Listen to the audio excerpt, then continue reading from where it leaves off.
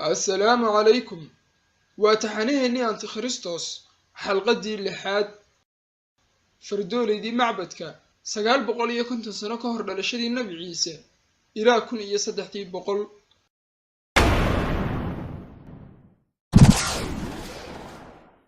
وحنو سدي سليمان وحنا هلاي حنون شن إنس شنبربة دوين كروايين وحل مودا سليمان مركا وكرسي سفرديو إنو ياي شر بلا الروحة marka ka dambeysana xanuunkaasi wuu isa soo tarayay taasina waxay ahayd fursadii aanu ku aarsan lahayn maanaan awoodin inaanu kursigiisa u soo dhawaano umana aanan baahanba oo waxa markan helay cudur saameyn xoogan ku yeeshay wayna caddayd inaanu ka kacayn sida awgeed argoosiga iyagii qaab kale ayaanu u samaynay oo barxadaas masjidka ayaanu sidii uga shaqaynaynay cidina nama ay dhaadin inaanan dhisayn qasri ee aanu qodayno qabri ama hog aanu ka hoos qodayno kursiga Sulaymaan waxaanu u yeedhnay karaaniyiintii ugu gacanta fududaa uguna qoraalka wacnaa ee jinka waxaanu u yeedhnay sixirkii aanu waayihii hore dadka bari jirnay ee ahaa sixirka madow ee Kabbala oo haddii aad hal sadar ka akhrido uu sharkiisu ku soo gaadhayo iyo kii aanu Haaruut iyo Maaruut ka barannay oo isaga baro dheer oo burinayaba sixirkaas madow balse waxaanu u qornay qaab aanu anagu doonayno waxaanu ku darnay wixii ay sheedaamadu samada ka soo maqleen ee mustaqbalka ka dhacayay caalamka waxaana aad isweydiinaysaa sababta aanu sidaas u sameeynay waanan kaaga jawaabayaa Sulaymaan waxa uu ururiyay kutubtii sixirka oo dhan oo wuu gubay waxa uu la dilay sixiroolayaashii oo dhan iyo xataa kuwii loo tuhmayay sixirka waxa uu naga mamnuucay inaanu samada wax ka soo dhageysano oo awoodiisa ayaa hawshayadii oo dhanba dabar dambeeday ujeedka koobaad ee aanu ka lahayn kutubtanina waxa uu ahaa inaanu horta qoranno cilmigiyagii ahaa sixirka oo Sulaymaan ayaa noo dejiyay xeerar naga mamnuucaya inaanu aadamaha sinaba u gaadhno oo ula xidhiidhno haddana waanu awoodaynaa inaanu caqligooda gallo oo waswaasinno waanuna awoodaynaa inaanu iska dhigno qof ama xayawaan laakiin maanan dhibi karayn adduunkana markaa sixirkii madoobaa ee reer bani Israa'iil uu ka dabar go'ay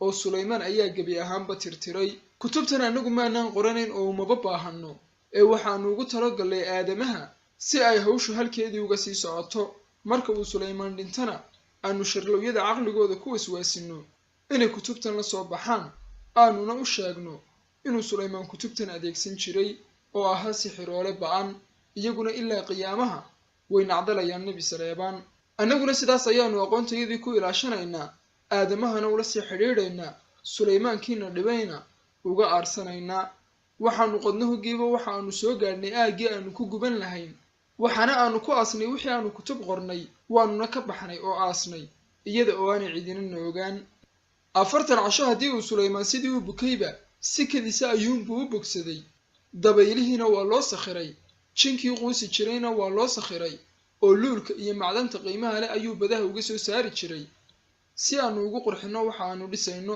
xataa waxa uu awooday Sulaymaan inuu dulaysto nooc kale oo naga mid ah oo ay ka mid yihiin Lucifer iyo runtii waxay nagu ahayd noloshii Sulaymaan dhimbiil aanu ku taaganahay waa markii ugu horeysay ee aan arko mudana laga haybadaysto sida Lucifer oo silsiladaysan balse wax waliba waxa ay ku dhamaadeen geeridii Sulaymaan ee sida kadiska aanu ku ogaanay annaguna maanan degdegin ee in badan ayaanu sugaynay inaanu helo kooxdii ku habooneed ee soo saari lahayd sixirkaas aakhirkiina waxa taariikhda ku soo baxday koox yuhuud ah oo sharkuba uu iyaga ka bilaabmo iminkana waxa aan daawanaya iyaga oo qodaya bartii aanu ku aasnay kutubtii sixirka madow kadib inta aan sii eegay iyaga oo si xamaasad leh u qodaya goobtii ayaan duulay waxa aanan ku laabtay caalamkayagii shayaadiinta aniga oo isu arka inaan maanta soo fuliyay hawl ay in badan ku yididiiloonayeen shaydaamadu waxa ay heleen fardooleydii macbadku kutubtii sixirka ee aanu qornay 2000 oo sano ka hor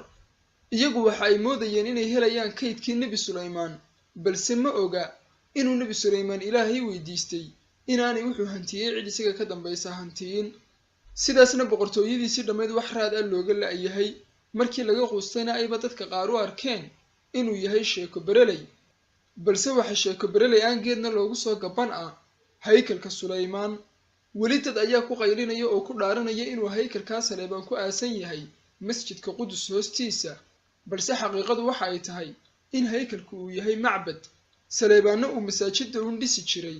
Waxa uu aaminsan yahay Rabbigii Ibraahim iyo Muuse. Waxa uuna dhabarka nagaga jabiyey dhismaha iyo dib u cusboonaysiinta masaajidda sida masjidka Aqsa ee uu Aadam dhisay iyo qasrigiisii lagama sheekeeyaanka ahaa. Annagoo kaliya ayaa og halka ay taal hantidii Nebi Suleymaan oo koox naga mid ah ayaa ku qarisay dhusinka hoose ee dhulka qasrigiisii. Welibana waxa ay u qariyeen si aanu caqligaagu suuraysan karayn. Hantidiisina waxa ay ku kala aasan tahay dhulka ay ku fadhiyaan dowladaha bariga dhexe. Waxaana ilaaliyay waardiye aad u ba'an oo bahdaas ka mid ahaa. Jinkana waa laga ilaaliyay, weligeedna sidaas ayaa looga ilaalinayaa. Hantidiisaasna insi iyo jintoona ma yeelan doono. Aan soo koobe, fardooleydii waxa ay heleen kaydkii ahaa kutubtii aanu aasnay. Waxa ay heleen kayd beddelaya taariikhda caalamka, kayd ay gacmo shaydaan qoreen oo ay caqliyo iyo culimo shaydaan iska kaashadeen.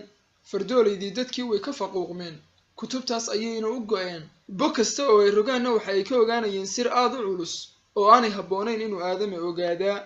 Aan ku geeyo haddaba kiniisaddii aad markii ugu horraysay iigu timi. Iminka wax walba u fiirso oo ka ilsugo. Waa kuwaas fardooleydii. Waxaad isweydiinaysaa maxay raggu sida baan isugu galmoonayaan? Waa maxay dhiigga afkooda ku yaalla ee ay cabbayaan? Waa maxay waxaan oo astaamo ahi? Waxa aan ku leeyahay, cibaadooyinkani laga yaabaa inay marka hore kula xumaadaan, balse waa waxa lagu gaadhayo nuurka asalkiisa. Waa waxa aad nagu soo gaadhayso. Halkaasna waa aniga soo fadhiya, aniga oo Baphomet ah. Fardoolaydaasina ruuxdoodii iyo jidhkoodii iyo akhlaaqdoodiiba aniga ayay iga iibiyeen. Waxaad isweydiinaysaa, haddaba iyagu markay intaasba sameeyeen maxay heleen? Waxa ay heleen wax aanu aadame xilliga caalamka ku noole haysan. Waxa ay u laabteen fardooleydii Yurub, nimankii lagu ogaa hoogga iyo dagaalyahannimadu. Waxa ay noqdeen bahda ugu hantiilaysan qaaradda Yurub iyo caalamka oo dhan. Waxa ay gaadheen heer ay boqorradu wax ka daynsadaan. Waxa ay gaadheen heer ay noqdaan hurintii ugu sharafta badnayd uguna mudnayd ee soo marta taariikhda dagaalada macatablayda. Waxa ay sameeyeen ciidan dahsoon oo muslimiinta hoog dhadhan siiyey, oo xataa Salaaxaddiin inta uu qabtay ayuu gumaaday halka uu kiristankii kale iska sii daayey. Ciidankaana waxa ay ka dhigi jireen shuftada iyo budhcadda oo ay qorshayaashooda ku gaadhi jireen. Muuqaalkooda guud wuu wanaagsanaa, laakiin cidina ma ay oqon waxa ay sameeyaan marka ay kiniisadahooda hoosta ka soo xidhaan. Annaga oo qura ayuunbaa wax walba ogeyn. Annaga ayaa nuurka siinay, weligayana siinayna, ilaa ay soo gaadhaan nuuraha dhabta ah ee Antikhristos. Si kadisa ayuunbay wax u fashilmeen. Yurubna waxa ay ku baraarugtay fadeexaddii. Waxa la qabtay fardooleydii haykalka. Si kadisa oo bilaa digniin ah ayaa loo qabtay. Boqor Filibna waxa uu amray in giddigood la soo wada xidho. Waxa uu raadinayay waddo uu iyaga laftooda kaga fakado, oo deyntii ay ku lahaayeen ayaa qarqisay. Waddadaasna ma uu helin ee waxa uu helay fadeexadooda dhabta ah iyo hawshooda ay qabtaan waxa ay tahay. Waxa uuna ka war helay inay sixirna sameeyaan, ciisena yasaan. Waxa ay ahayd dhacdo taariikhi ah oo Yurub soo martay. Waa maalin Jimcaha, bishuna waa 13. Waxa laga taagtaagay qoryo waddooyinka halbowlaha u ahaa Baariis. Waxaana lagu xidhxidhay fardooleydii. Fardooleydii ay Yurub u taqaanay inay sharaftu iyaga ka soo bilaabanto, ubadkoodana ay u geyn jireen si ay u carbiyaan oo ay kaalintooda u gaadhaan. Waa sidii xidigo la moodo inay sii dhacayaan. Shacabkuna si cadho iyo murugo leh ayuu daawanayaa qaabka loo cadaabayay fardooleydii iyo hamiga ay ka lahaayeen. Waa kaaf iyo kala dheeri. Si kadisa ayuunbay askari dab ugu shiday qoryihii ay ku xidhxidhnaayeen, oo boqor Filib ayaa go'aansaday inuu iyaga oo nool gubo. Kadib markii uu u cadaabay si kasta oo garaadkaaga ku soo dhacaysa in wax loo cadaababa, ee ay qirteen inay sixirka madow sameeyeen, inay macatabka liideen, inay kiniisadda dhexdeeda ku khaniiseeyeen, inay ruuxaan shar la soo xaadiriyeen, iyo inay Ciise dafireenba. Waxa soo galay kiniisaddii ay degganaayeen ciidan gadoodsan oo digada iyo dambaska ka dhigay wixii yaalayba. Laakiin maxay kuugu taallaa? Fardooleedu way qariyeen kutubtii sixirka oo dhan. Intan uu boqorku qabtayna waxa ay ahayd badhkooduun. Fardooleydii hadhayna waxa ay u firdhadeen meel kale, meel aanu Filib joogin, meel u loolamaysa sidii ay uga xoroobi lahayd Ingiriiska oo uu hogaaminayo William Wallace. Fardooleedaasi waxa ay u firdhadeen Scotland.